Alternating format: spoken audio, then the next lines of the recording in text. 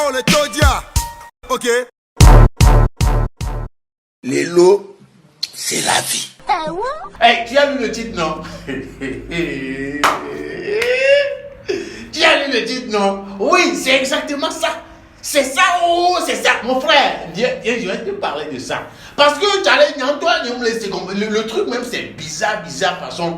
Oui, ceux qui ont lu le titre et puis sont venus là, oui, il y a une question de genre, l'affaire de Santrinos a engrossé une fille, nanani nanana, après la fille a essayé voilà, d'enlever la grossesse, des trucs comme du genre, elle est partie retrouver Santrinos pour lui parler de ça et Santrinos a refusé de prendre ses responsabilités, tout ça là, c'est flou, façon, c'est flou, et maintenant elle est bizarre, voilà, pour ceux qui s'y retrouvent toujours pas, c'était lors d'un direct de Aristo, je te me fous Aristo, lors d'un direct qu'il a fait hier seulement, hier mardi, voilà, donc dans la nuit du mardi, le gars a fait un direct dans lequel il y a une fille, un agoto musulman comme ça, qu'il a interviewé à sa façon.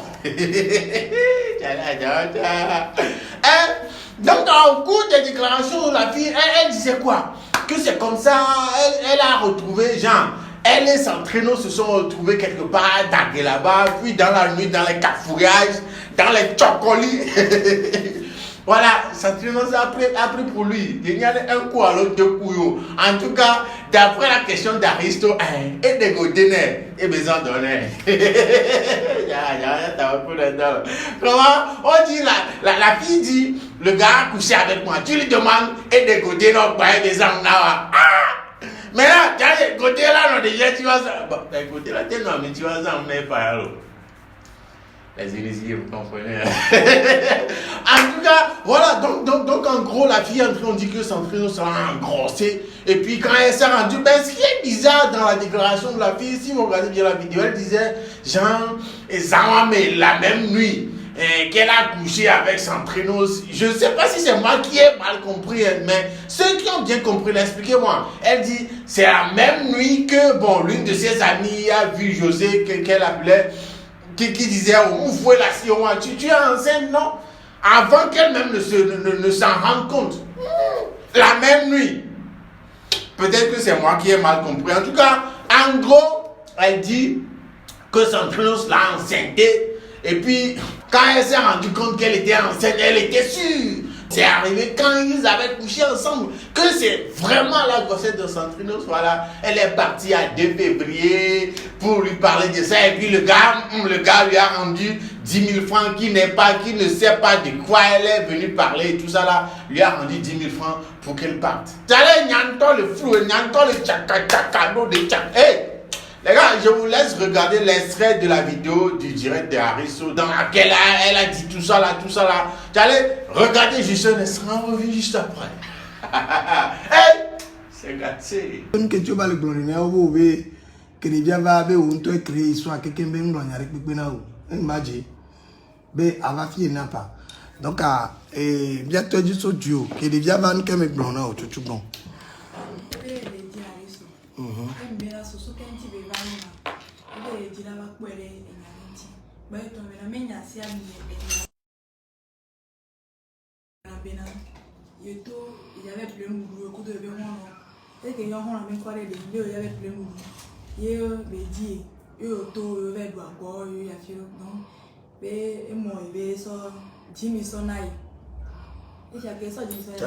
S'il te plaît. Donc, Santrino, ça a été examiné. Fica me Togo. Bon, et tout, et pas, bon, mais te poser question, et moi, et so Jimmy là. Il fait pompo, moi, c'est. Si, pompo. Ah, la pompo.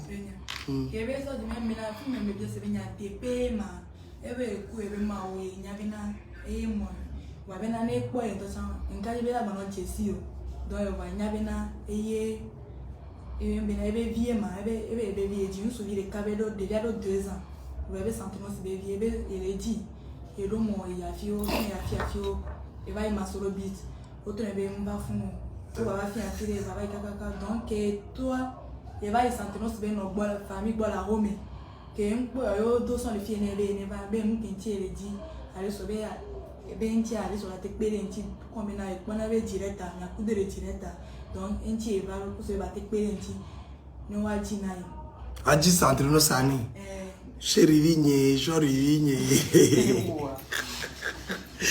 bon mama tata le kuvarwa kamera video on e jojina le kuvarwa e jojina va egbea mila so valeur mila senya ko le blanc parce que obé dit ça in kwa meri pepe ki la rona yo e po va fier ameri pepe me le croire me le senya ko le blanc vonya me le senya ko le blanc parce que nya ko le blanc pepe a e jorin cha jinye po ke va lo me fier ko ba ti so e gba don egbe que la façon mon la po butu vide que avec vite fait on sait bien histoire de oui on sait mais voilà ça le me fier ça les gloire ami donc tata pour la mille que noyé bon en fait que on va ngane tata avec me dit aristo bena fofo vidéo wana comédie kudo toto et muye be me dit ma quoi bena ko amate ko toto et ok ndoko yo dona goreke mais ndo be nomba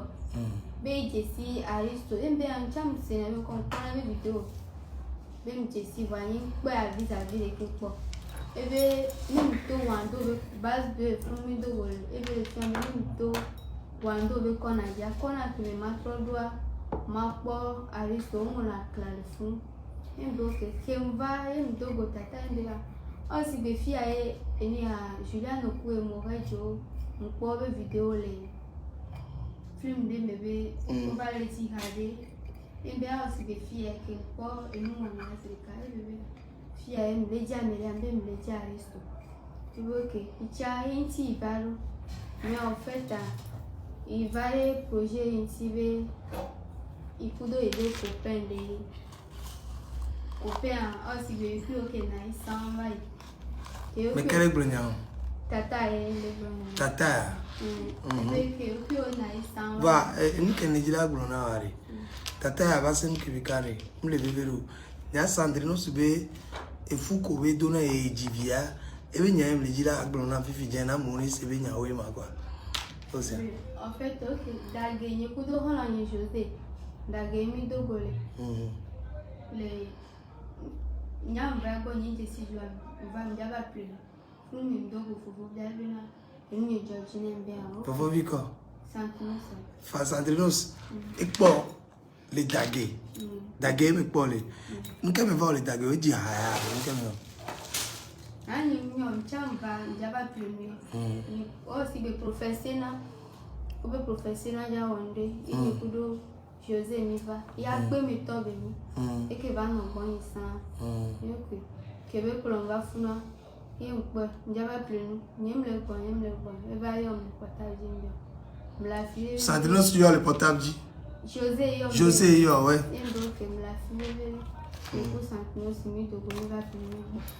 mais attends phone nous les WhatsApp nous la si il y a que Sandrino mi dogo mi va plein noir mi dogo mi va mi dogo mi va mi to mi toi et Sandrino ça que mi ja tuari e kokoro mi a lo afo mi to et moi et un couleur quel et un blanc et mes kokoro mi les dagues ok pompo et mi dogo mi boa et voilà mi kaka si mi kaka déjà que mi dogo mi va plein doua et funu me di wa chile alo mi dia che o kebe kwa wa be mi George ne be ok en fait e be mi cha George na e mi dogo e mi boa mi na isi be musu ni c'est que mi na nyilo ba ni a hotel de mi hôtel mais les dagues fi a ke mi ba ni se kaka mi kaka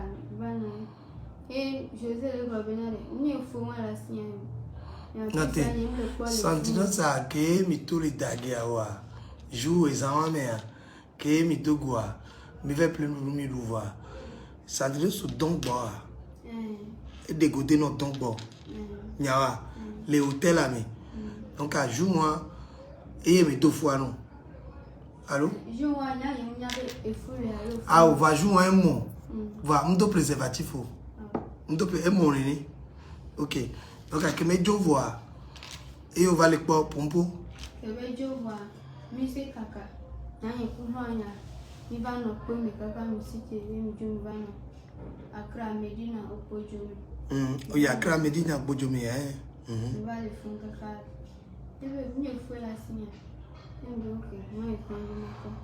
Je vais faire. Quand il y a un peu de n'importe Renigato, il faut voir test. Nyaga o test les bo. Kene mi efia mi la te ko nyaga. OK, pompo. Ok, je vais faire ça. Il n'y a pas de problème. Je sais bien que nous avons la maison et je vais voir le Kenya. Nous avons flamme de fianer ou quoi. Je vais manger qui n'est salon à Harry. Mais qu'est-ce que de fois? José. Et obé ndiade. Pompo. Pour me que va boire Togo. Que va fouiller les gars, ni fouiller tu as laissé. Anagoto echani. Muri, fofo ato muri. Allo, OK. Non bon, la tena me venu, odo venu numéro 1. Ana muri anjibe ma pompo qui pompo. Et il va au bol de dame quoi. Sandrino skate yo kaka ende hein. Sandrino ça anjibe ma bien c'est Sandrino c'est radito. Que di chori vigne lolo vigna. Et allo, OK pompo.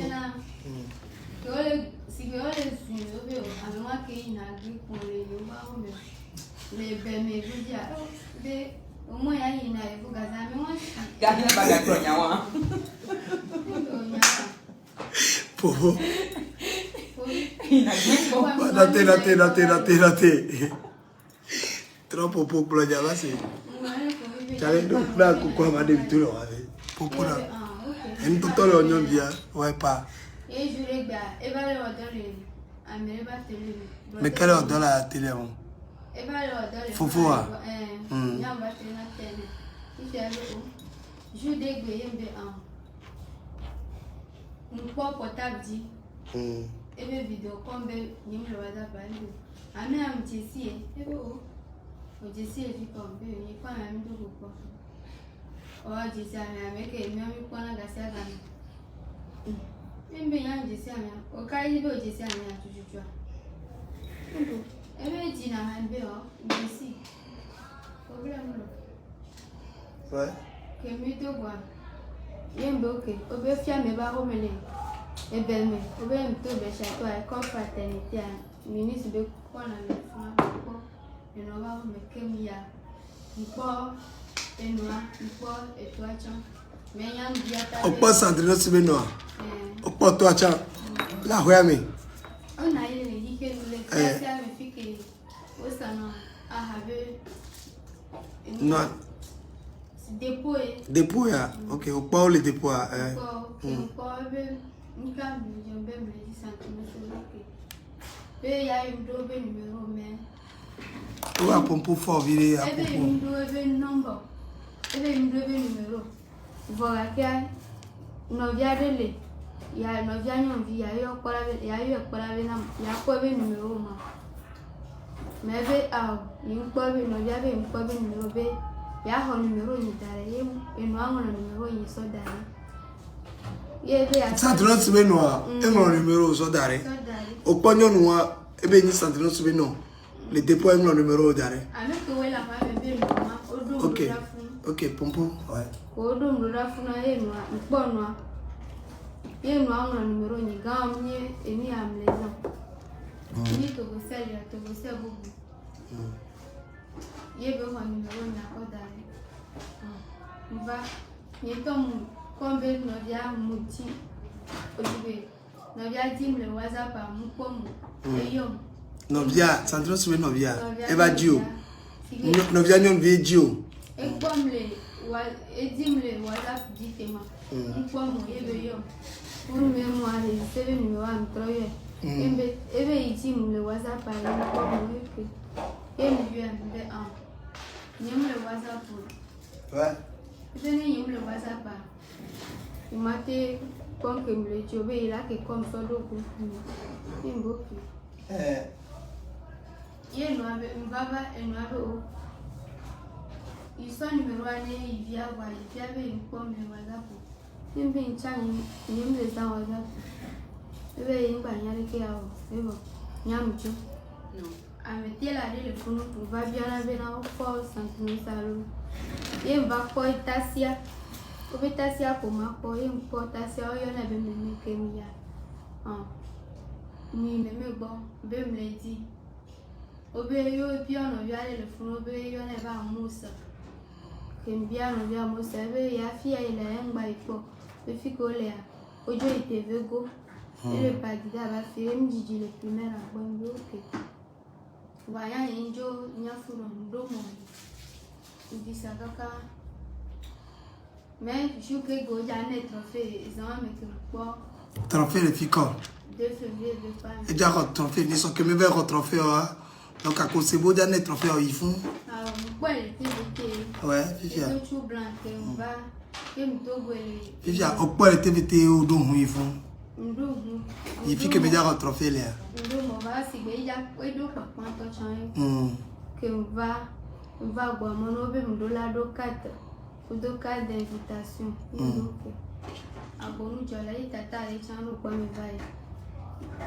Et noté que au va le yobe am le bia sécurité obe yo pa be mo be un blanc ni so va be ya un bleu be so va le que va noté camera va le ya yo be mo tata le e koko be e chance e una boa e be mo va le yo e donc e be mate ye mi ya e be ame ko le cham le ji be ma ko e be ok e do fuma be ke va na dagia au blané alo au pas Sandrino Santoa au bedo nkuima que va na dague e po alo e je be bereko ebe ame kolentia que le funa que mbona yana kwa ho yemi kwa sige mi fana no kwa wanyam jo ebe na ma ho masolo mo ke me kwa e bereko mi famille no ele so egana ma me bon mais déjà on a tilanda au koi 2 février au point là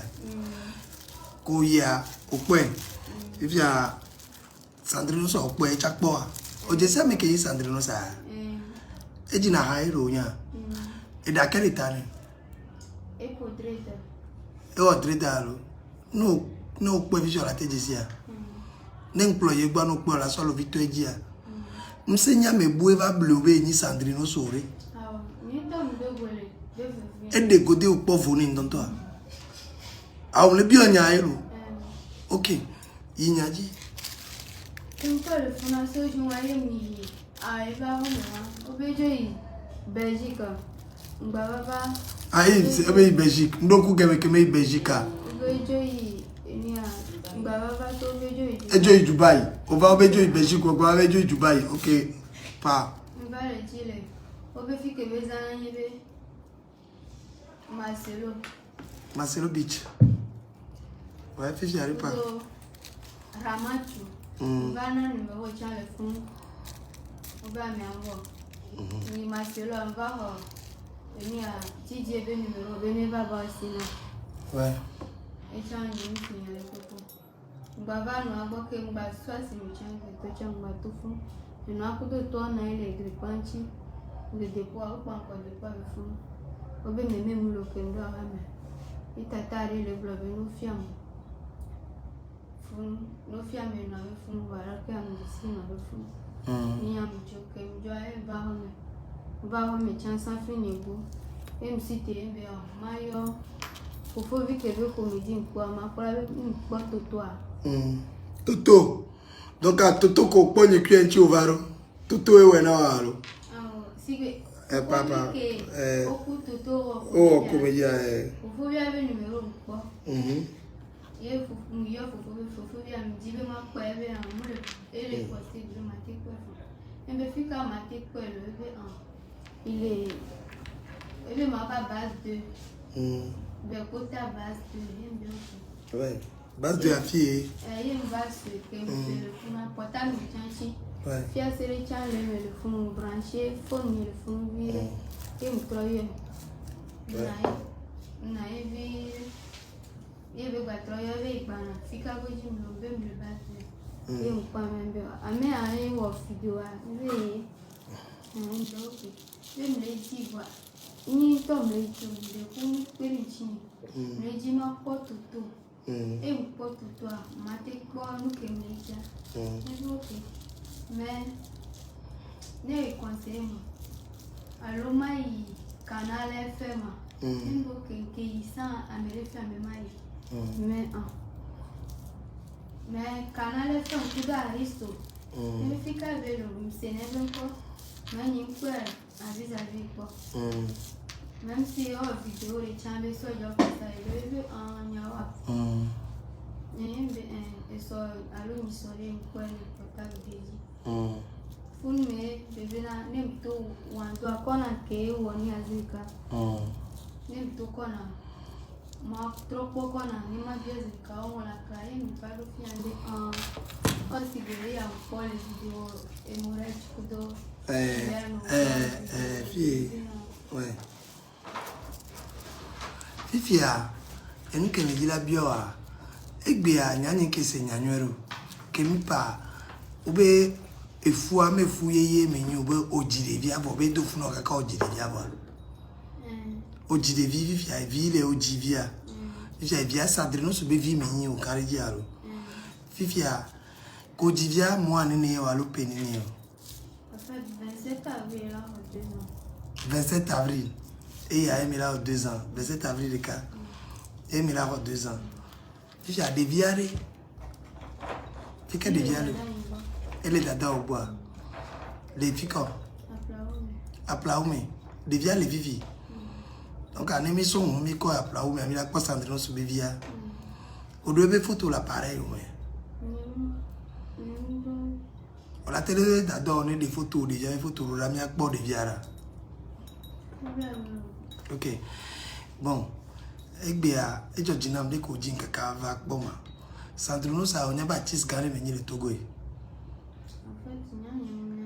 on kenyo do gbe ya eju po ok va ejo jinam de ko va doa npo be inu ale wo de ke olejila pompona mo va meri pe mo lejila senya ogon opera va egbe oteva ko pompona ma muse ye ejo jinam vanya marron mayo Sandrinos enya ko blam selo va makpo bien ce que nya o menya osea ne ma se Sandrinos be version ne ni ma te kwechon a ma te po ma po be famille allo ma yo amerique les proches ne allo manager be Sandrinos ne le honeta e jime musulman nyo do na gbere ma oni ro osea ne le honnête ne nya o le toi Sandrinos sala no pomi nes million Sandrinos et me tourne be yele rappeler be de godé non be yezin o mi divia mi la pas solution de non c'est pour le moment déjà les peines déjà les 27 avril de 2 ans ok ouais vous avez regardé la vidéo non et vous en dites quoi? Quelles sont vos analyses d'après vous? Parce que moi depuis que j'ai commencé par regarder cette vidéo, il y a beaucoup de questions que je me suis posées. Tu as l'air de normal ou quoi? Genre, en vrai de vrai, c'est un peu flou, c'est un peu bizarre tout ça là. Hein? Ça peut être vrai, ça peut ne pas être vrai, mais pour moi seulement, l'hypothèse selon laquelle elle raconte du n'importe quoi est à, je crois, 70% quoi, oui, genre c'est faux à 70% pour moi. Mais ça peut être vrai aussi parce que vous savez, il y a des gens que nous voyons comme ça, nous disons que il y a la go, les go qui sont derrière lui, les go qu'il va draguer, tout ça là. Il ne peut jamais s'agenouiller pour percer, pour une fille comme ça. Oui, tu vas te dire non, Sandrinos, lui, non. Non. Il ne peut pas, voilà, une fille de ce genre. Non. Je ne suis pas en train de dénigrer la fille, s'il vous plaît. Mais comprenez un peu ce que je veux dire. Donc, mais dans l'autre côté aussi, bizarrement, il y a de ces gars-là sur lesquels tu vas avoir ces idées-là. Mais en vrai, qui peuvent faire des choses comme ça. Je ne dis pas qu'il l'a fait. Non. Ce sont juste des hypothèses que je suis en train d'envoyer. Je suis en train de penser à haute voix. Mais de l'autre côté aussi, l'autre côté qui me pousse à dire que c'est faux tout ça là, que peut-être c'est un coup monté et tout, c'est que vous avez oublié Ça peut être un coup de pub, un coup de buzz, parce que ces derniers temps, on ne parle plus trop de Santrinos. Et quand bien même que il y a des affiches, un visuel qui circule sur les réseaux sociaux ces derniers temps concernant un concert. Même il y avait une vidéo qui a été postée par l'équipe de Santrinos concernant un concert de l'indépendance. Voilà, alors, je crois le 30 avril, à le moment béni, voilà. Que Santrinos va faire, voilà. Moi je pense personnellement que c'est un coup de pub, un coup de buzz un peu pour booster un peu, voilà, la visibilité, pour attirer l'attention des gens sur Santrinos, faire parler de l'artiste avant que ce concert en arrive, parce que voilà, ça peut arriver, et Aristo est tellement bien placé pour des coups comme ça, parce que je suis sûr, c'est un coup de publicité, un coup de buzz, grand buzz, parce que malgré le fait que ces Santrinos là, l'affiche, le visuel pour ce concert-là a été lancé et tout. Les gens ont partagé d'ici et là, mais il n'y a pas vraiment de débat, il n'y a pas sur les réseaux sociaux, il n'y a rien. Genre, Santrinos a disparu un peu d'une manière, voilà, de la bouche des gens, on ne parle plus de lui, il n'y a pas, ouais, un peu long. Donc pour moi, perso, je crois que c'est une stratégie mise en place par son équipe et lui pour faire parler de lui, d'après moi ça. Mais vous pouvez aussi me dire ce que vous aussi vous pensez. Est-ce que c'est vrai? Vous croyez vraiment que Santrinos aurait, voilà, fait un truc pareil, qu'il aurait vraiment couché avec cette fille-là? Cette fille-là. C'est bizarre façon. Et il y a entendu le fiti, do tchaka, do jagoudou si ben, mais dis-moi, vous pensez vraiment que c'est possible qu'il puisse faire ça? Qu'il a enceinté, non, d'abord, couché avec cette fille-là, il a enceinté, puis il est en train de refuser de prendre ses responsabilités, de refuser de... Non, tu vas la classe, non, je ne le connais pas personnellement, mais je ne sais pas quoi penser quoi, mais s'il vous plaît, dites-moi vous aussi dans les commentaires ce que vous pensez de tout ça là. Est-ce que vous pensez vraiment que Santrinos a quel lago? Vous pensez vraiment que... Est-ce que vous pensez aussi ça? En tout cas, les commentaires, dites-moi. Sinon, n'oubliez pas, le concert de Santrinos est prévu pour la fin de ce mois, je crois, le 30, voilà. Donc, allez, j'espère que vous êtes au courant. Vous êtes au courant aussi du show de Abaway. Voilà la fiche, voilà. J'espère que vous êtes au courant de ça aussi. En tout cas, si c'est un coup de pub de la part de l'équipe de Santrinos, on va parler de lui comme je suis en train de le faire là. Les gens vont en parler comme ils le font déjà. En tout cas, ça va faire parler de lui. Ça va prendre un peu de temps, 2-3 semaines avant que le concert n'arrive. Bon, c'est une bonne stratégie quand même. Mais, en tout cas, les gars, dans les commentaires, mettez-moi tout ce que vous pensez de tout ça là. Je m'appelle Julien et Young Zok, ceci était un épisode express de Lelo Talk. Voilà, je vous donne rendez-vous au prochain épisode. D'ici là, portez-vous bien. Ciao. Lelo, c'est la vie. Ok.